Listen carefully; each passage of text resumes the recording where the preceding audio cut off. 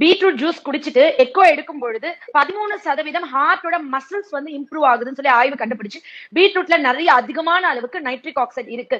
ஒருத்தவங்க beetroot juice குடிச்சாங்கன்னா 6 மணி நேரத்துக்கு ரத்த குழாய்கள் விரிஞ்சே இருக்கும். சோ நீங்க வந்துட்டு டெய்லி 250 ml எடுத்துக்கலாம். டெய்லி 250 ml எடுத்தா நிறைய பேர் பயம் வந்துடும். திடீர்னு யூரின் மோஷன் வந்து ரெட் கலர்லயோ இல்ல லைட் பிங்க் கலர்லயோ போகுதுன்னா எனக்கு நைட்ரிக் ஆக்சைடு போதுமான அளவுக்கு இருக்கு, எனக்கு பிபி நார்மலா இருக்கு, எனக்கு ரத்த குழாய்களை கொழுப்பு அடைச்சு இல்ல. நம்ம நேச்சர்ல உணவுல நம்ம டெய்லி காலையில இருந்துச்சு வெறும் வயிற்றுல கேரட் பீட்ரூட் ஜூஸ் அதுல வந்து கொஞ்சம் லெமன் அண்ட் கொத்தமல்லி போட்டு எடுக்கிறோம்னா நான் வந்து எனக்கு 6 மணி நேரத்துக்கு பிபி ஷூட் அப் ஆகாது.